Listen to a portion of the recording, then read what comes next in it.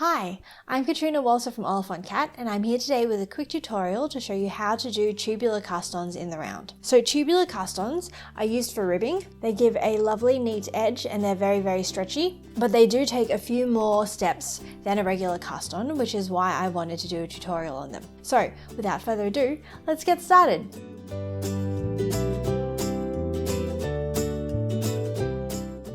Okay, so what you're going to need for this is the yarn that you'll be working the project in, some scrap yarn that's about the same weight, preferably in cotton, and then a pair of knitting needles and a crochet hook that are one size smaller than you'll be working the actual ribbing in. So these are all 5mm because I'll be doing the ribbing in a 5.5mm needle. So the first step is to do a provisional crochet cast on. And if you don't know how to do this, don't worry, I've got a couple of options for you. The first one is that you can check out my tutorial for this, which is linked in the top right corner of the screen. And even if you don't know how to crochet, then don't worry because I made the tutorial with knitters who don't crochet in mind. It's still fairly simple. The other option is that you can use any cast on you want for this. Just make sure that you cast on using the scrap yarn. And keep in mind that you will be undoing this part of the cast on later, which can be a little bit tricky with a regular cast on, but it's definitely still doable. So for this part of the process, you want to cast on half the number of stitches you'll need plus 1. So if you needed 20 stitches of ribbing, then you'd be casting on 11 stitches in this step. I personally need 84 stitches, so I'm going to be casting on 43. Okay, so I finished my provisional cast on, and now we're just going to be working with the needles and the main yarn. We don't need the scrap yarn or the crochet hook anymore. So the pattern for this first row is knit 1, then yarn over, all the way down to the last stitch of the row. So knit 1 stitch and join your main yarn. Then if you've never done a yarn over before, what you do is you pull your yarn to the front of the work between the needles, and then you pull it over the right hand needle and behind. So that's your yarn over, and then knit another stitch.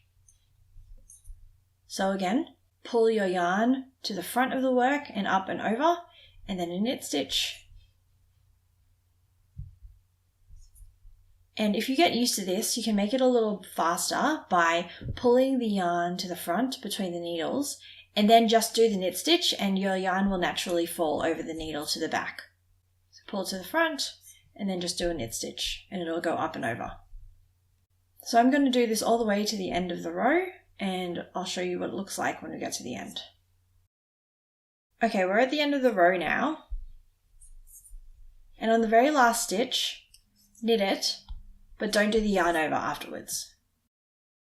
Okay, so that's the first row, and now we're going to start working in the round.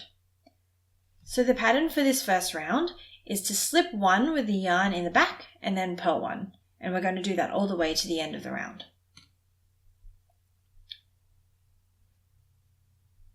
So first off, we're going to slip with the yarn in the back, and then bring the yarn to the front and purl. Now this first bit can be a bit tricky just because the yarn is still attached to the needle behind, but just give it a good tug and you should be okay. Also give the tail of the yarn where it was attached in the first stitch a bit of a tug too, and that'll keep everything nice and tight. Okay, then move the yarn to the back and slip. Then move the yarn to the front and purl. Back and slip, front and purl. And if you want to try and keep an eye out on where you're up to based on the previous row, then the stitches that you're slipping will be the stitches that you knit in the previous row. And the stitches that you're purling will be the yarn overs from the previous row. Okay, so I'm getting towards the end of the round. And so we'll purl this stitch Then on the very last stitch, don't actually slip it, which is what you would do if you were following the pattern, just leave it alone. Now pop in a marker for the beginning of round. And the way that you can tell you've gotten to the end of the round if you've lost track is that the tail of your working yarn where you attached it will be attached to this stitch right here. So stop at the stitch before that. Now the first step of the next round is that we're going to knit these two stitches together.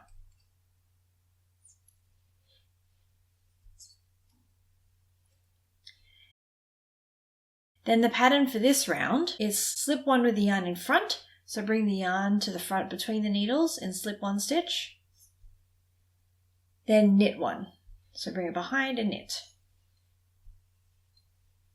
Slip with the yarn in front and then knit. And again, if you're trying to keep track based on what you're doing in the previous round, then the stitches you're slipping will be purl stitches. And the stitches that you're knitting should look like knit stitches. So slip the purl stitch, knit the knit stitch.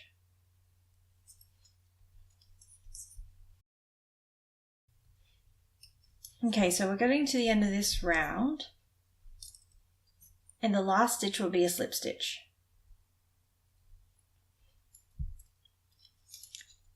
Now, the next two rounds are very straightforward. It's just a 2-stitch repeat all the way down, and there's no fussing with any stitches at the end and knitting things together and stuff.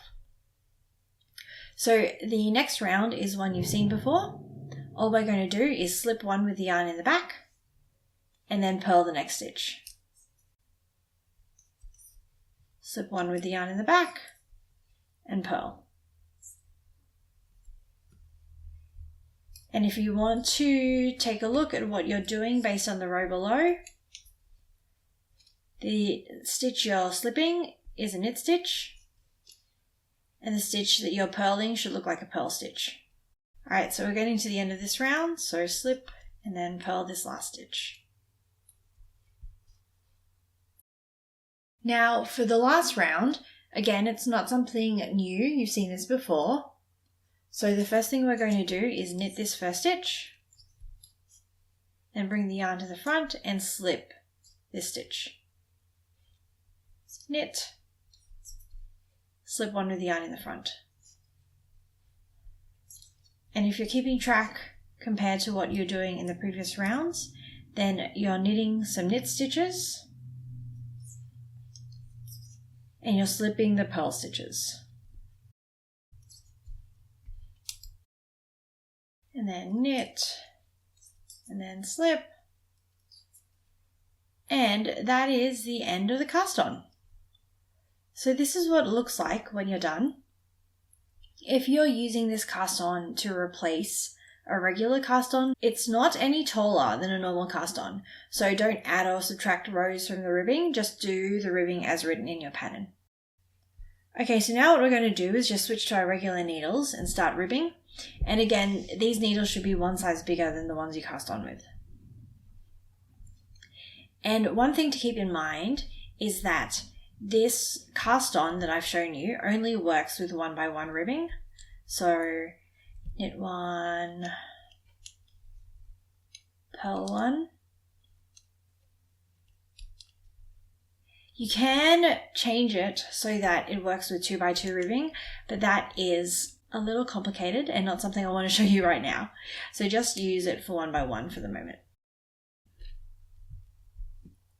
And technically you can take the waste yarn out at this point, but it's much easier to do when you've done a little bit of the ribbing.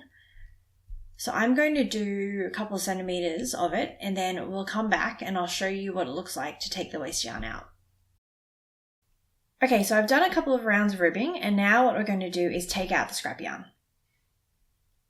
So if you did the provisional cast on, the end that you're going to start undoing is the end that's attached to the first stitch of the round, which you can also tell by seeing where the tail of the main yarn is, and you'll be unraveling from that end.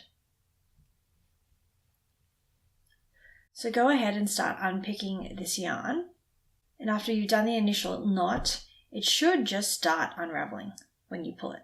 Now, this cast on is a bit odd in that when you're unraveling it, the chain unravels, but the waste yarn stays in the knitting, but that's okay. We'll take it out at the very end. So you just keep pulling on it. Just make sure that your needles are out of the knitting, because if you don't do that, sometimes all the knitting can slip off the end, and that's not great. So make sure that the knitting is just on the cord. And if it starts getting a bit tricky, what you can also do is, instead of pulling on the end of the waste yarn, start just pulling on the actual chain, and that makes it a bit easier. So these loops should just sort of come out from each other. Now, if you didn't use a provisional cast on, just undo the waste yarn as best you can. You may need a pair of scissors, so just make sure if you do that, that you're being really careful and you don't cut your actual project. Now, once you've gotten it to this point and the chain's all undone, you can just pull the yarn out and it'll start coming out from the actual knitting. And it can get pretty tight, so it's best to use cotton or another slippery yarn. Try not to use wool because the waste yarn can start felting with the real yarn for your project. And we're done. So that's what it looks like now. And that is your tubular cast on. It's nice and stretchy, and I think it looks really neat. So this brim is actually the beginning of what's called the lead light beret. So if you would like to see what a tubular cast on looks like in practice, then you can get a link to the pattern down below. Otherwise, if you'd like to see some more tutorials, then there's a playlist of them right here. And if you'd like to subscribe to the channel to keep up to date with new videos and tutorials, then there's a button to do that right here. I've been Kat from Oliphant Cat, and until next time, happy knitting!